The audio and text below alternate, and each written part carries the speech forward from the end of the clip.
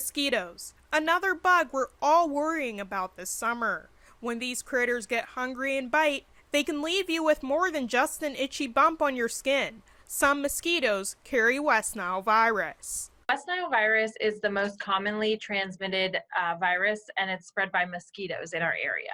If you unfortunately contract West Nile, you may or may not know that you have it. A lot of people that would get West Nile virus don't show any kind of symptoms at all, but a few people are seeing flu-like symptoms. So it starts maybe with a fever, achy joints, just kind of fatigued, and just not feeling right. Normally in the summer and fall months. Instead, most people just realize they've been bitten when they feel and see an itchy bump on their skin.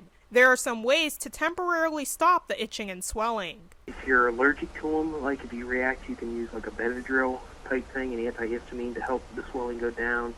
And then you can get anti-itch creams to go on to this too. And then there's some natural remedies with touch-me-nots. You can make a paste out of that plant, as long as you know what you're able to identify and put on that, and it not only relieves the itch and the pain from it, but it also is a natural repellent to the mosquitoes. But instead of having to treat mosquito bites, it's best to just avoid them as much as you can. Mosquitoes mostly come out later in the day when the weather is warmer, and especially at dusk. They can be found anywhere, but they mostly live in wooded areas. If you're out on the beach, you're probably not going to have to deal with mosquitoes a whole lot, but once you go into the woods, they're going to be in there in numbers.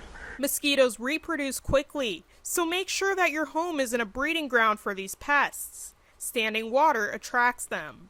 You know, if your garbage cans are stored upside down and we have a rainstorm, it might collect in the the dips and the divots of that. Things like bird baths, your gutters, pots, and plants that might be out on your deck or your stairs, anything like that that has a little bit of water in it. It doesn't take a whole lot of water to attract those mosquitoes. That's where they lay their eggs, and then they would hatch from there. You can also do some landscaping to keep them away from around your home. Common things that people do is like lavender, lemongrass, citronella. So these are all things that we probably are familiar with the smells because they're in many of the repellents that we spray on ourselves or apply. The Erie County Department of Health is also working to repel mosquitoes to reduce the risk and spread of West Nile virus in our area. These efforts are done through their mosquito program that runs from May to October. We have staff members who set mosquito traps around the county. They then check them the next day and see how many mosquitoes are in there and send them off to the state lab for testing for West Nile virus. They're called gravid-water traps, so it's like a tote, and it has this really stinky, smelly water in it, and then it has a fan that just will take the mosquitoes when they land on the water, and it puts them right up into a net that catches them and allows us to send them away for testing. Adams tells us that so far we don't have any positive cases of West Nile virus in humans or mosquitoes this year.